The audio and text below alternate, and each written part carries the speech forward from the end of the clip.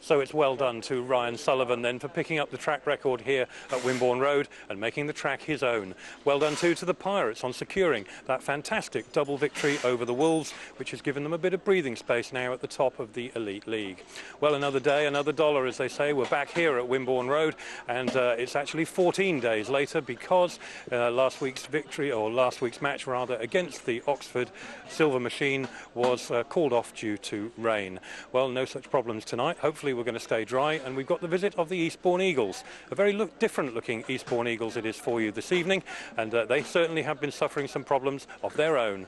Well, we've had a few problems, starting with Jonas, who got injured in our meeting at Arena Essex, which is the only defeat we've had in the last 7 meetings. We just started to pick up our form, and we lost him with a broken collarbone. And he tried to make a comeback last night, although he wouldn't have returned here anyway, regardless of his comeback. And just talking to Ryan Sullivan there, apparently he had a huge smash in his last ride. Not any of these sort of suggested fall-offs, so I don't want to come back to England. It was a full-on head-over-heels job. So we're a little bit concerned now because, obviously, talking to Ryan, I've got a completely different story from Ryan about the severity of the injuries to when I spoke to Jonas, who was a little bit more upbeat. And Ryan thinks I should definitely pencil him out for a few more weeks. So, I mean, that's a bit of bad news to start the day. But Adam Shields had a huge crash at Peterborough on Friday. Me and him didn't leave the hospital till 5:30 in the morning. At that time they were diagnosing a broken ankle, but I think, you know, we got the night watch and I don't think they were too particularly worried about what they diagnosed. I think they just wanted to get us out of there, and Adam's returned to Poole Hospital on Monday, and he's been diagnosed with just ligament damage and some bruising. He's been told, you know, obviously not to do anything for a couple of weeks, but being Speedway riders, he's eyeing a return as soon as possible, which might even be tomorrow night, but it's more likely going to be Saturday, so that's pretty good. And Steen Jensen had a huge off at Peterborough as well. I mean, we were 12 points up there and ended up with only 4 riders and drew. And it does look to me as if he has broken his ankle. Both Trevor Gear and Peter Young were with him the following day, and they said that they'd never seen anything like it.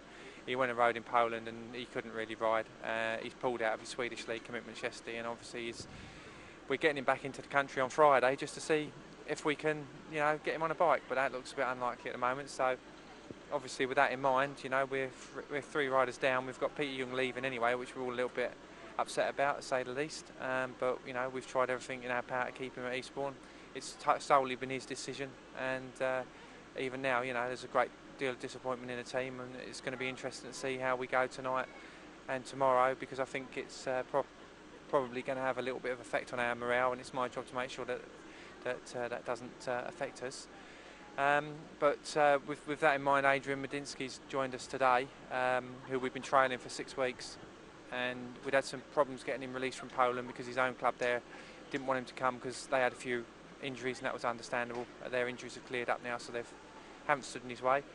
And he's basically a replacement for Peter Young, but because we've had problems last week in bringing a Polish rider over who never actually turned up, we thought it was probably best to have a sort of changeover of a couple of days, which would have meant Andrew Moore wasn't riding, but Andrew's in now because Steen Jensen's injured, so it's kind of worked out all right. It looks like we're operating a squad, but we're only using the rules there, you know, in their entirety to make sure we put a team out that basically is an Eastbourne team, which I think is what fans want to see, and obviously guests all over the shop.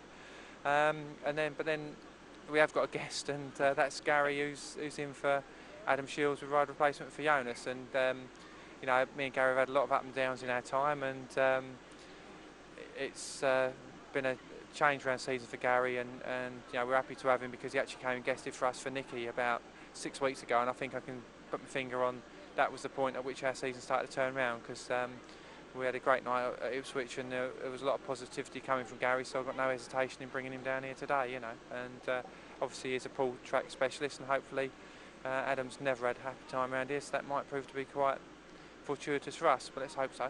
Well, I certainly think that you're facing an almost impossible situation as a team manager, but I can see that you certainly put the patches on, and the Eastbourne side do look formidable tonight, I've got to say, and Gary will certainly make a difference to that.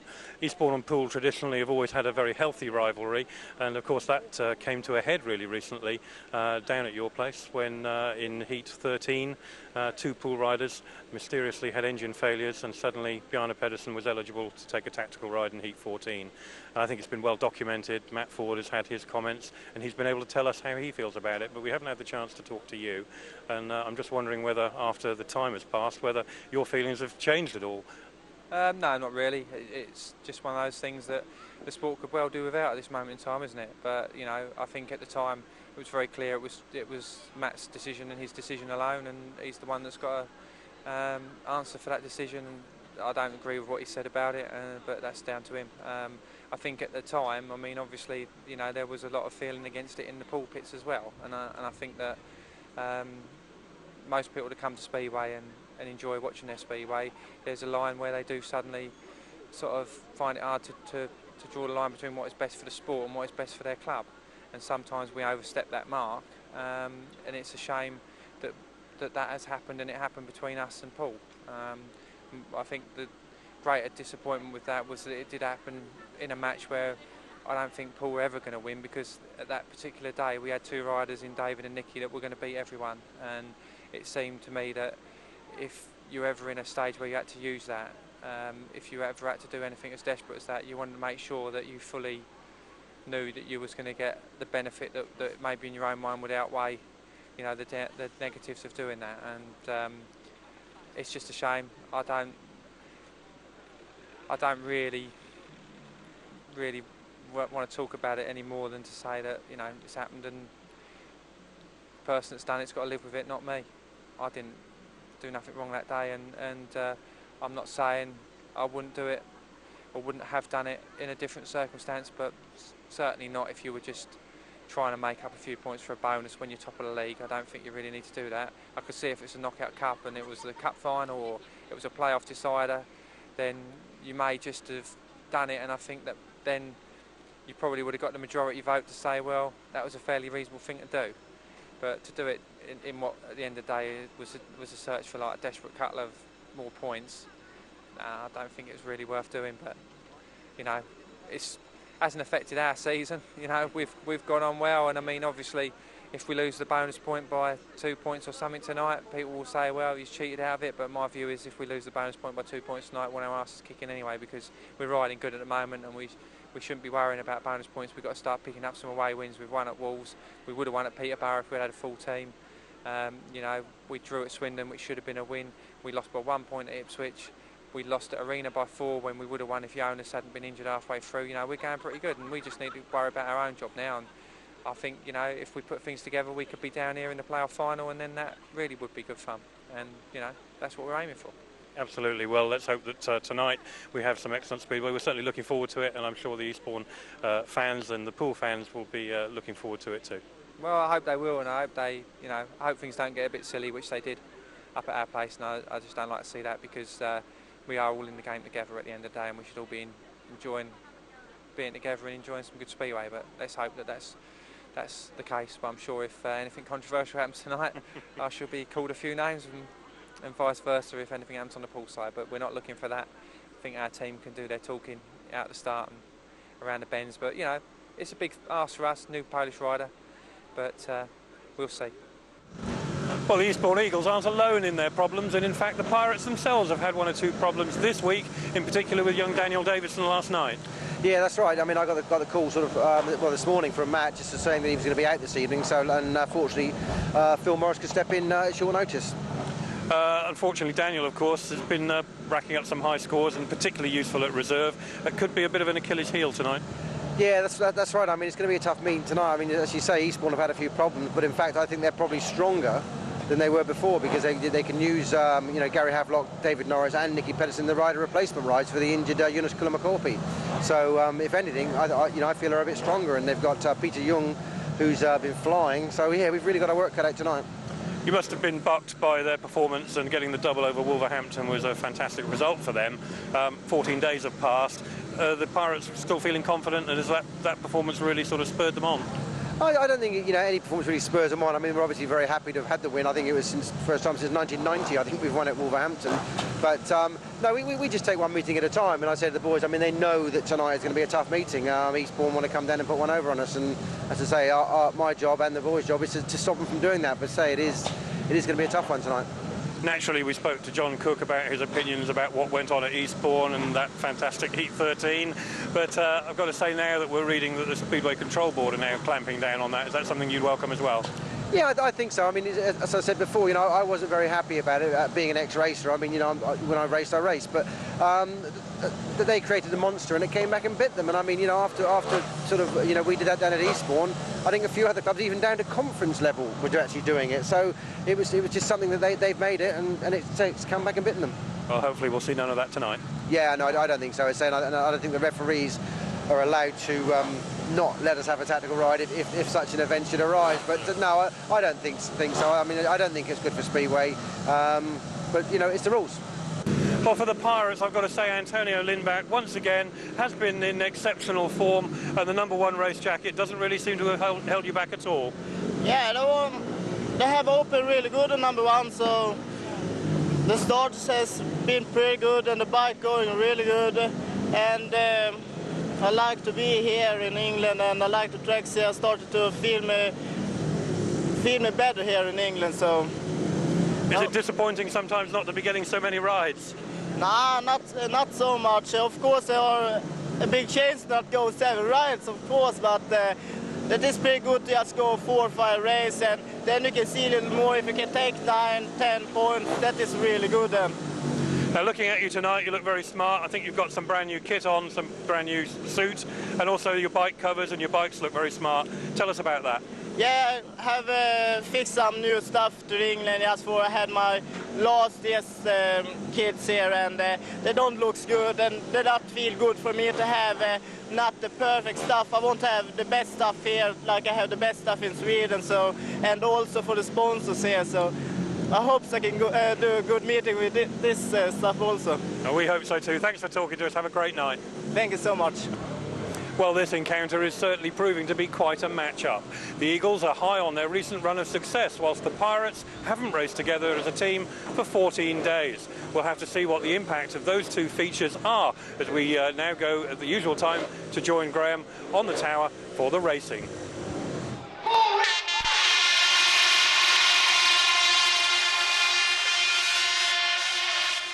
Well, thank you, Nigel. Straight into race #1 we go then on this bright and breezy July evening here at Wimborne Road, with the face-up between the Pirates and the Eagles in this South Coast derby. Immediately, the Eastbourne Eagles tracking rider replacement for the injured Jonas Kilmer-Korpi in the shape of David Norris in the green helmet on grid 1. Alongside him on 2 for Poole is Antonio Lindback in the red helmet.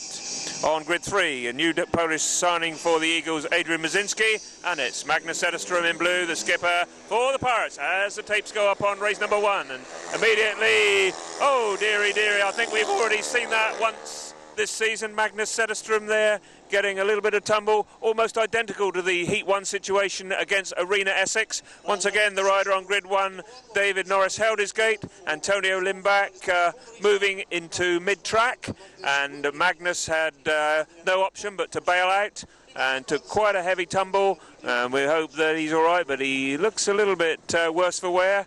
I think the referee may call that first bend bunching, but I think it was more down to Antonio, his partner, than it was anything that David Norris did off gate 1. We'll have to see on the restart. Here goes the restart then, and we can have another look at this. And Magnus has obviously been caught by Antonio. Antonio's front wheel lifted. He didn't get it down until after the point where he should be turning, and poor old Magnus bashing into the fence there. Antonio out of control. I think the Pirates might be a bit lucky to get away with a rerun with all 4 there, but that's the ruling. That's the way it's going to be. Oh, well, there we are, Magnus. He's been down for some 5 minutes getting attention from the track doctor.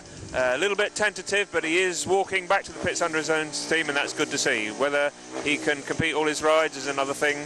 It's worrying times for the Pirates. Well, certainly good to see Magnus ZETTERSTROM back out on the track for the restart of Heat 1.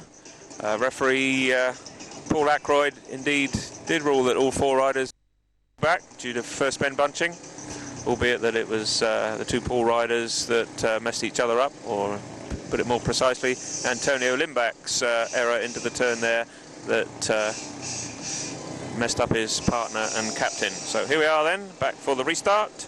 Adrian MIEDZINSKI making his debut for Eastbourne Eagles, a young Pole in the yellow helmet. David Norris once again from gate 1, getting away pretty smartly there. And Magnus ZETTERSTROM looking well down on power, back in the blue helmet there on his number 2 bike. Unfortunately, it's quite a bit of damage done to number 1 machine, and he's trailing off quite badly at the back as the Eagles open up with a potential 4-2 heat start, with David Norris continuing his fine run of form, which is taking him into an automatic top 4 place in Team GB as they contemplate the upcoming World Team Cup. And if he's in this sort of form and makes it to the final here of that competition, then I think the GB fans will be extremely pleased. He's leading comfortably in race 1, which is as a spectacle somewhat spread out. David Norris with half a lap to go ahead of Antonio Lindback. In 3rd place, Adrian MIEDZINSKI takes advantage of the fact that Magnus ZETTERSTROM is completely out of horsepower on his number 2 bike. Trails in quite badly at the back, whether that's due to machine or injury or a bit of each. You can well imagine that he's pretty brassed off after that incident there in race number 1, but Eagles capitalise with a 4-2 heat victory. So heat 2 now, and what can the Pirates do here? They've already got a 2-point deficit to grab back, and if they get the bonus point tonight, they've got to make another 7 up, because they were defeated by 51 points to 44 in the first leg of the Elite B fixture at Arlington a few weeks back in that memorable match, memorable for various reasons. None of them particularly good ones for Poole as far as the headline's concerned, because it was the controversial race in which Ryan Sullivan and Magnus ZETTERSTROM retired in order to gain an 8-point arrears and tactical ride. But Heat 2 features Phil Morris and Krzysztof KASPRZAK for the Pirates, Peter Young and Andrew Moore for the Eagles. Away they go, and Peter Young in the green helmet gets a good start, but unfortunately Andrew Moore takes a perler. So for the 2nd heat running, we've got some first bend bunching, and I think that's all it was. So once again, Paul Ackroyd, I'm sure, will employ the same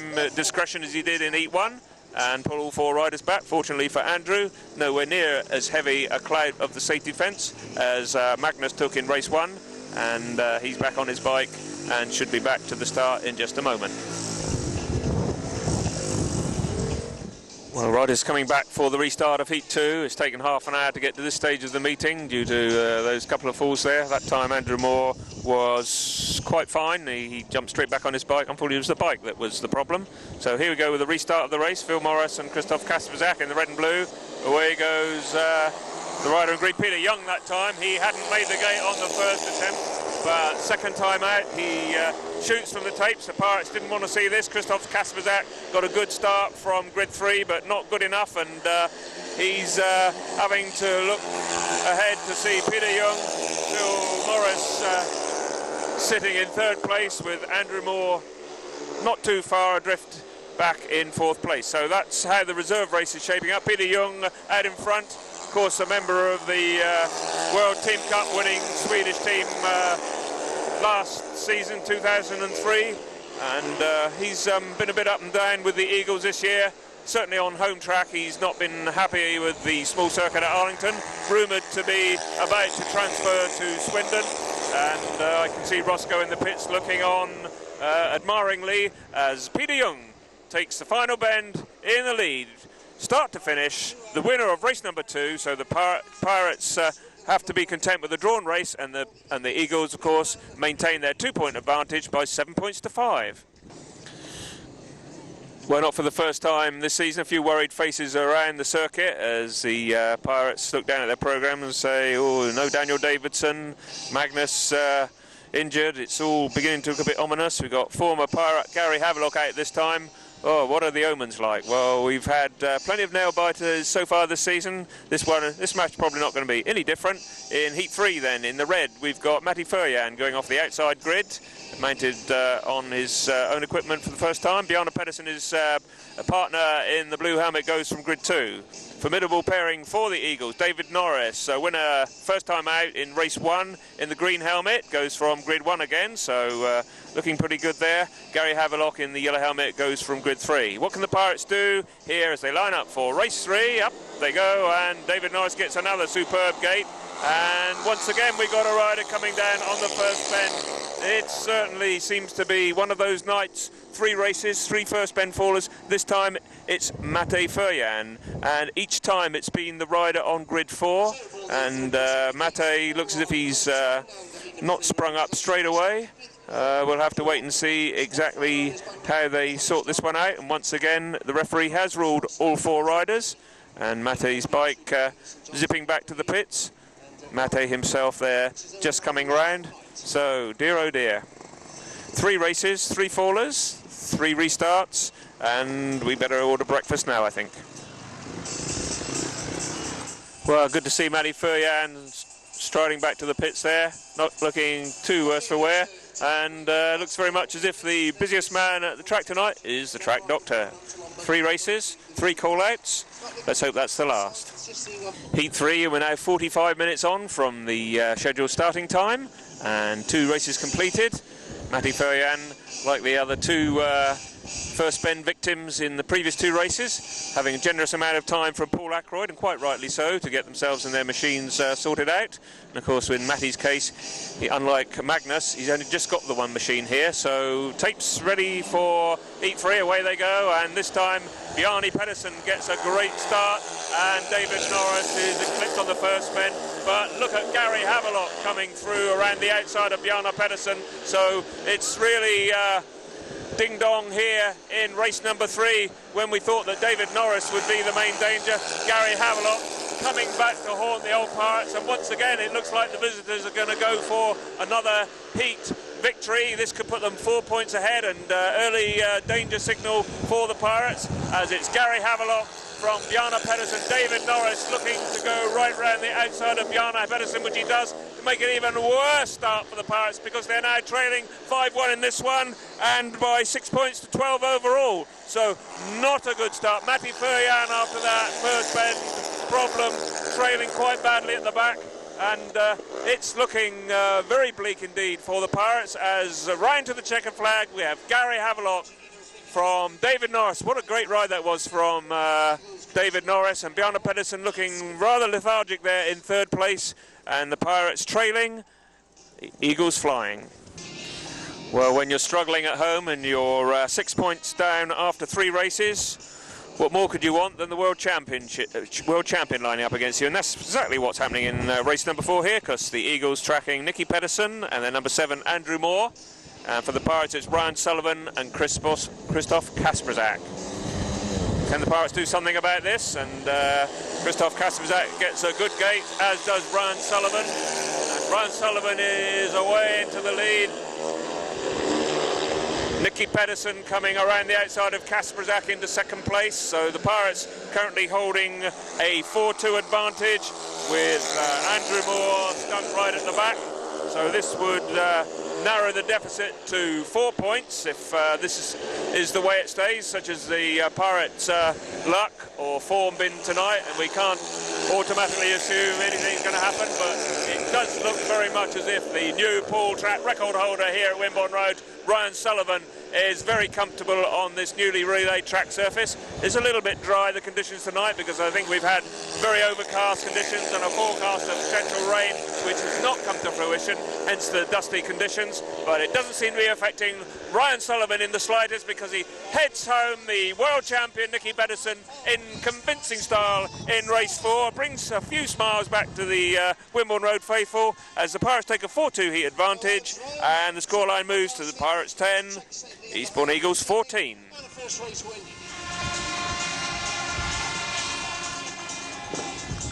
So the clock's just coming up to 8:30, and we've had 4 races in the first hour, and another hold up there.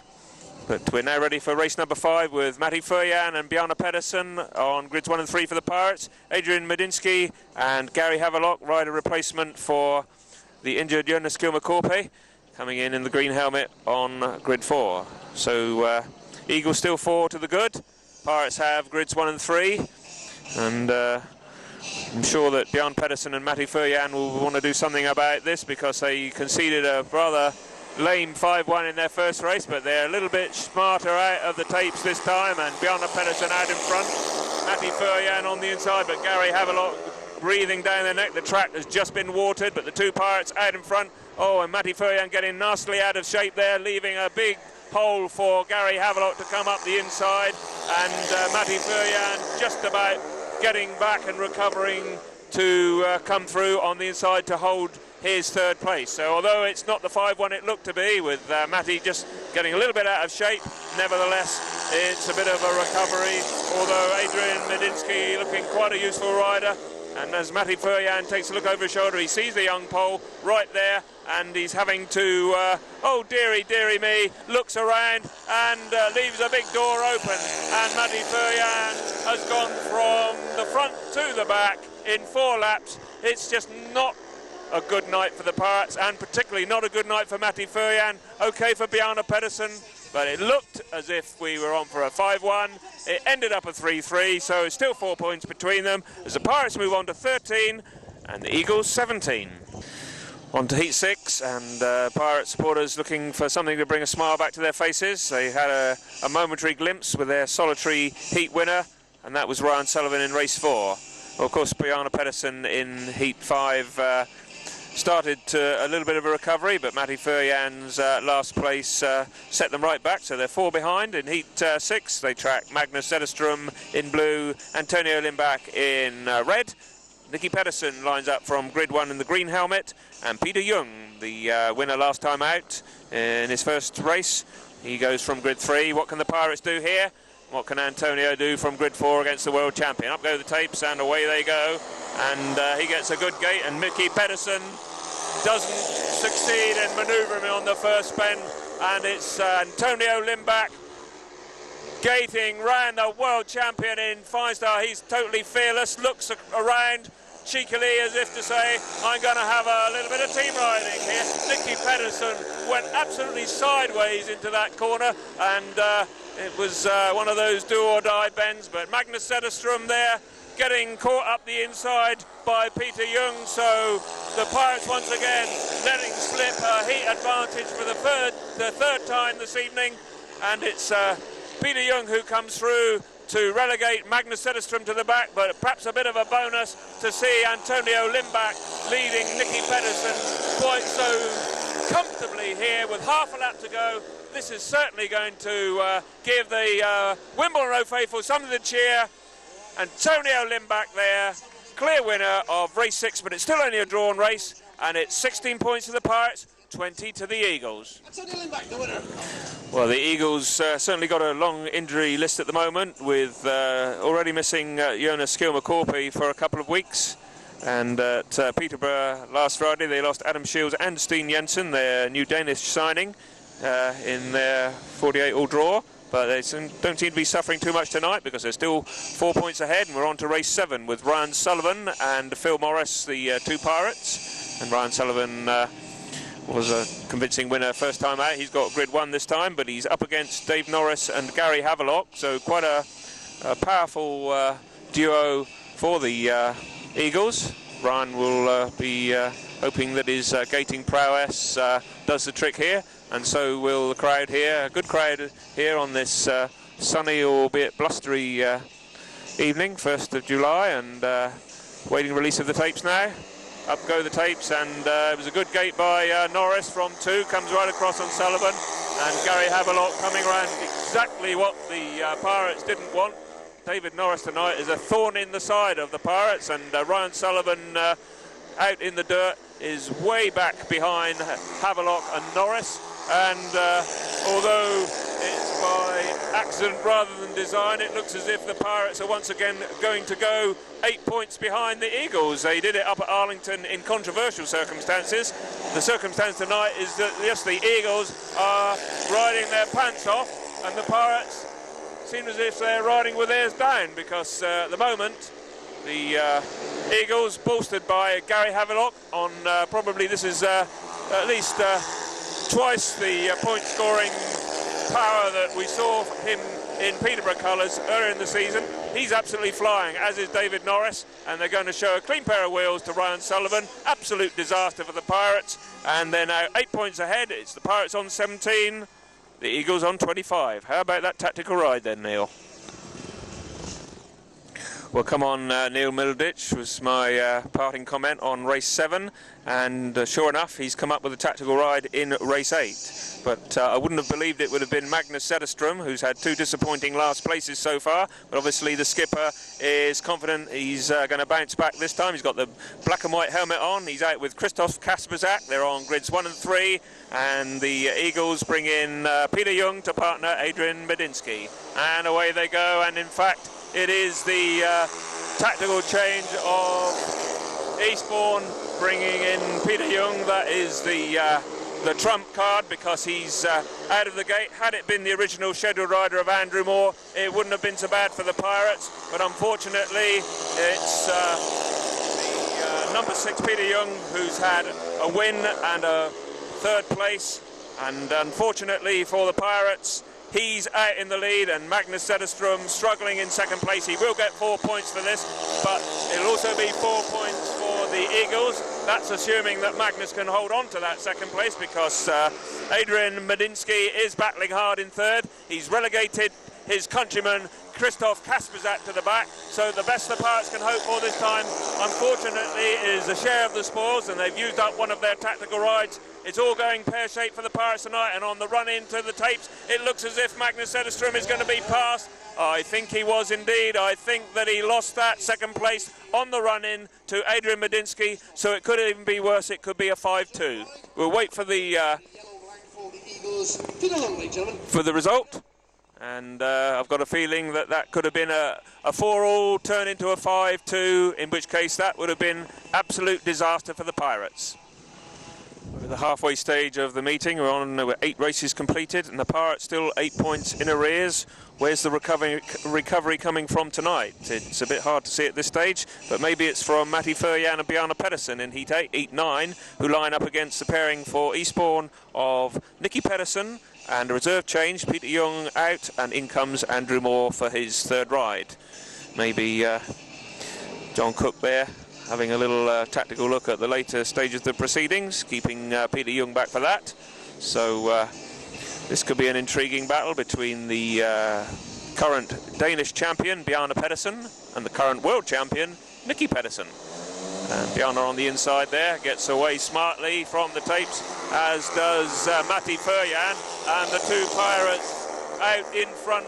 Nicki PEDERSEN comes up the inside of Bjarne PEDERSEN, and Bjarne there having a bit of a rough ride, heading towards the safety fence, and well, you've only got to look at the rider behind him there coming through, and that's Nicki PEDERSEN to realise why that was a bit of a problem there for Bjarne. But Nicki PEDERSEN gets out of shape going into turn 3 that time, leaving Matej FERJAN, who's had 2 disappointing last places, looks over his shoulder and sees what you just don't want to see looming up behind you, and that's Nicki PEDERSEN at full bore. I'm sure that even at that speed and with that glimpse, he could see the gnashing of teeth behind him as Nicki's trying to make up ground, but he's yet to win a ride so far this evening.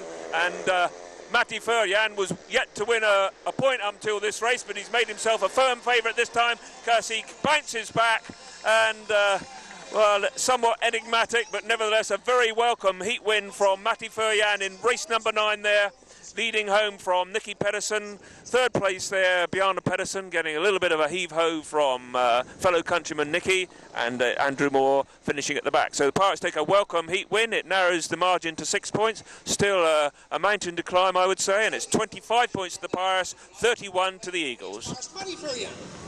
So the Pirates come into race number 10 with Antonio Lindback. He's got 5 points out of 6.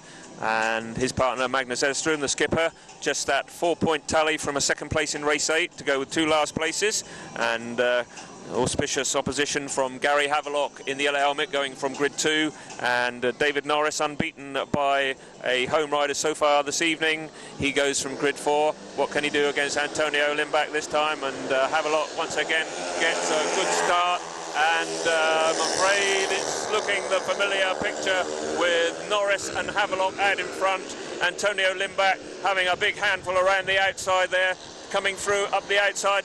Gary Havelock shutting the door on him. He was the rider in front, a little bit naughty, I would think, that time. And Norris out in front, Gary Havelock 2nd, Antonio Lindback getting a little bit out of shape going into turn 3 there. Magnus ZETTERSTROM on the inside, and it's not looking at all good for the Pirates, because having gone 6 points down, they're going to go 10 points down unless Antonio can do something about this. He didn't have the best of starts. He had a very poor start. He's got plenty of speed. Gary Havelock, of course, is riding a very cagey line indeed. Antonio trying the inside. I don't know whether he's got the necessary speed to worry Havelock. Havelock really out to impress Neil Middleditch tonight, but Antonio trying the speed around the outside, and once again Gary Havelock shuts the door on him. A little bit naughty that time, I think. Gary Havelock nods across to Dave Norris there, saying we showed him once again. Antonio Lindback there was certainly on 2 occasions shut right off by Havelock going up the back straight. It'll be interesting to see what sort of reception. I've got a feeling it'll be mixed at the best for the former skipper as Gary Havelock comes around. In fact, it's not a very pleasant reception at all. Gary gives his usual acknowledgement. The crowd respond with boos. They didn't like that. They saw that as a bit unfair, but it does give the Eagles a 10-point lead. Well, nothing the Pirates doing this evening seems to be going right. They're 10 points in arrears. They've only got 5 races to make it up. It doesn't look like they're going to do it the way the Eagles are flying tonight. Ryan Sullivan is a tactical ride, so he'll be in black and white on grid 2 this time with Phil Morris for the Eagles. It's pairing of Nicki PEDERSEN, rider replacement, and Adrian MIEDZINSKI. Away goes Ryan Sullivan, gets a good start there.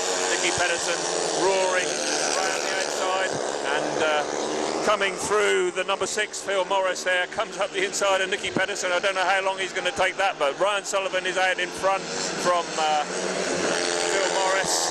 Phil Morris there has to yield to Nicki PEDERSEN, who comes through into 2nd place. But in fact, the Pirates could take a 7-2 this time, because Adrian MIEDZINSKI has certainly withdrawn from the race. Phil Morris there is in close attention to Nicki PEDERSEN, and well, Phil Morris would make himself an absolute hero if he could do anything about Nicki PEDERSEN, but with a lap to go, I think the Pirates are content with a 7-2 heat win there. The tactical line working in their favour this time after the failure in race 8 when it only managed a 4-4. And this time Ryan Sullivan way out in front from Nicki PEDERSEN. In fact, Nicki PEDERSEN looks probably the weakest of the Eastbourne spearhead riders. He's yet to win a race tonight, unlike Dave Norris and Gary Havelock, who are absolutely flying. But nevertheless, that's a welcome heat win for the Pirates, who move on to 33 points, and the Eagles on to 38. 5 points between them, 4 races to go. Heat 12, and the Pirates 5 points in arrears. If they can keep it at that or narrow it this time, it'll be nothing short of a minor miracle, I think, because we've got David Norris out, who's got 10 paid 12 from 4 starts, in absolutely scintillating form for the Eastbourne Eagles, and he goes in the green helmet from grid 3. His partner is Peter Young, who's got 7 from 3 starts, so no slouch.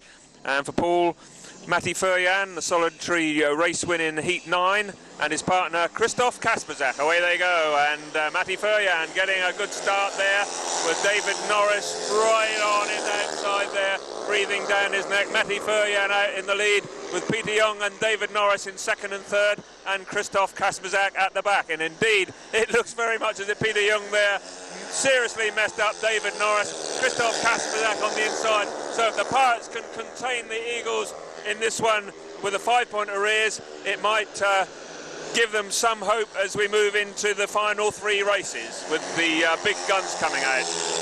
Matej FERJAN, 2 last places. He looked almost like a novice in some of those races, but we'll put that down to machinery problems or whatever, because he's beaten Nicki PEDERSEN. He's going to become the first Pirate to beat David Norris. Norris sitting tight in 3rd place behind his partner, and Krzysztof KASPRZAK, not surprisingly, trailing at the rear there, but it's a 3-3, and it takes the Pirates on to 36 and the Eagles on to 41.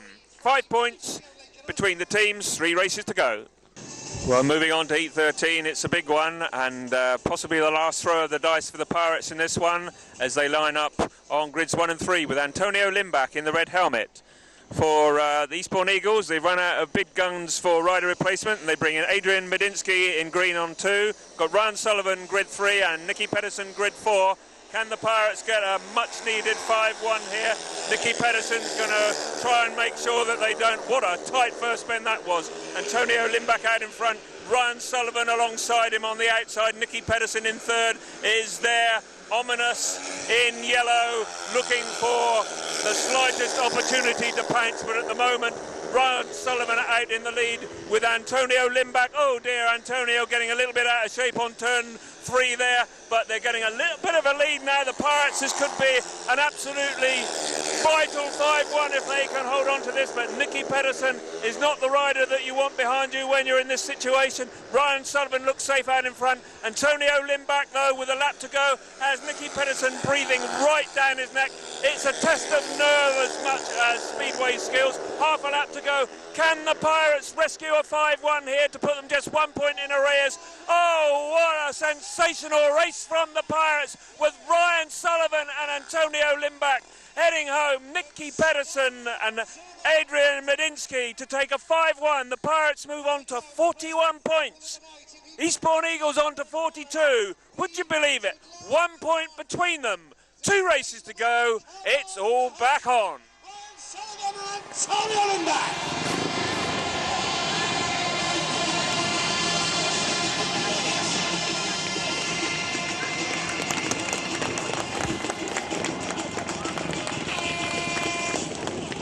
Well, absolutely crucial heat 14 then, with the Pirates still 1 behind, but probably the best position they've been in the match. They've always been at least 2 points in arrears. They've been as many as 10 points in arrears. Now they're only 1 point in arrear, and it's heat 14, penultimate race for the Eagles. They've got the pairing of Gary Havelock and the reserve change. Cunning till the last, the Eastbourne team management taking out Andrew Moore, bringing in Peter Young. They kept him back from heat 13, didn't put him in there, thought he'd be more potential use to the Eagles in heat 14, which is probably the case. For the Pirates, it's a must-win race for Bjarne PEDERSEN in the red helmet on grid 4. His partner, Phil Morris, goes from grid 2. What can Bjarne do against Gary Havelock, who has come back to haunt the Pirates big time here this evening? He's got 10 points from 4 starts, and he lines up in the green helmet on grid 1. Away they go, and Bjarne PEDERSEN doesn't get a particularly good start and gets shoved into the safety fence by Peter Young there. Big elbow, and I think the referee will allow them all 4 back in, but really did seem an unnecessarily heavy elbow on Bjarne PEDERSEN, and I'm sure Bjarne may get fired up. All 4 back, but the Pirates faithful here giving Peter Young a significant amount of stick as they come by, because I think that was a little bit overzealous on the entrance to the first bend. Not for the first time tonight then. The race stopped after first bend tangle, and Bjarne PEDERSEN hopefully will be back to take his place in the restart. Well, good to see Bjarne back up on his feet and walking determinedly back to the pits and preparing himself for the restart. So here we are with the restart, and Bjarne PEDERSEN lining up once again from 4. Will that little bit of a contretemps fire him up this time? The Pirates will hope so, because certainly the Pirates need to get something out of this. A 5-1 would be curtains as far as their long-standing home record is concerned. But here we are then with the penultimate race, and Phil Morris and Bjarne PEDERSEN for Poole, Gary Havelock and Peter Young for Eastbourne.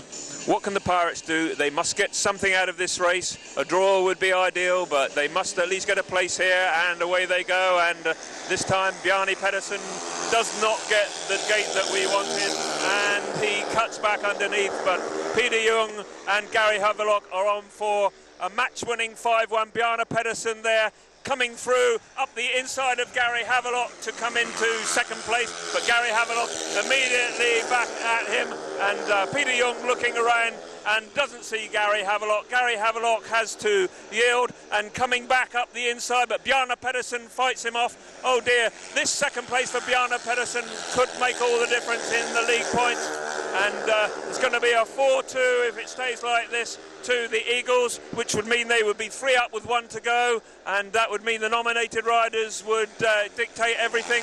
It's Peter Young from Bjarne PEDERSEN Gary Havelock and Phil Morris. Half a lap to go. Pirates going to go 3 in arrears again with this 4-2 to the Eagles. Peter Young there holding on to first place. Bjarne PEDERSEN, has he ridden a hero's race there, or is he given the pairing in the nominated race, who I'm sure are most likely to be Antonio Lindback and Ryan Sullivan? Has he given them too much to do, or is it all going to be down to that toss of the coin? We'll have to wait and see. Scoreline, 43 to the Pirates and 46 to the Eagles. We're on to heat 15, and the Pirates' victory would be out of this world as far as the supporters are concerned, because with 1 race to go, 3 points in arrears, and it's Antonio Lindback and Ryan Sullivan. Can they rescue the points like we've seen in so many last heat deciders so far this season, with David Norris and Gary Havelock for the Eagles, the riders who have consistently been a thorn in the side of the Pirates tonight? It's Gary Havelock in the green helmet from 2 and David Norris on grid 4. Everything to ride for, and away they go, and it's not a good first bend for the Pirates, because Ryan Sullivan stuck right at the back. Antonio Lindback, that's the right result, out in front. He's out in front, but I'm afraid that Ryan Sullivan didn't get his customary good start, and although Antonio Lindback, under pressure from David Norris, is performing out in front, it's the Eagles packing in the minor places that is going to give them a 3-point victory here. I don't think Gary Havelock is going to allow Ryan Sullivan through,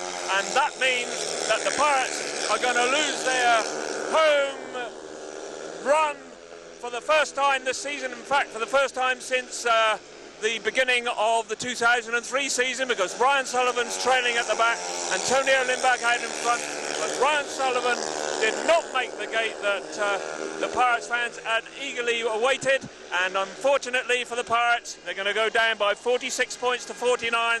The Eagles have won, they're delighted, they want a playoff place. Unfortunately for the Pirates, they're not going to get the league points tonight. Congratulations to the Eagles, commiserations to the Pirates. The Pirates have lived dangerously all season, so maybe it was just a pure matter of time that it was going to go against them, and it did tonight. Maybe the fact that it was against the southern rivals, i.e. Eastbourne Eagles, that makes it all the worse, but not a good night for the Pirates, but a great one for the Eastbourne Eagles. Congratulations to Antonio and the Eagles, who will be out on the victory train in just a few moments, and of course we'll do the rider of the night award.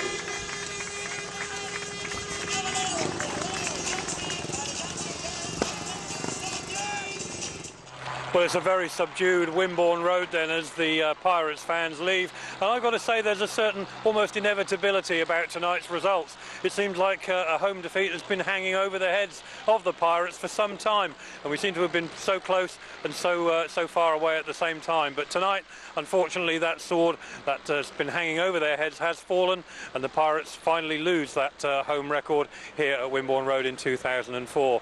It's strange. 14 days ago we were celebrating a record-breaking 26 victories, and now here we are back at square one, as it were. But unfortunately as well for the Pirates, it couldn't have come at a worse time, because of course they head into a very busy period of matches. From here on Thursday, or Friday rather, they go to Oxford, followed up on Monday by a trip to Bellevue, before coming back here to Wimborne Road to face Bellevue again. So all in all, we'll have that to report in next time we come back. But for now, a dejected fan base leaving Wimborne Road and hoping for better things on the road from the Pirates in the week ahead. Look out for my profile, only on Pirate videos. All the action, all the time.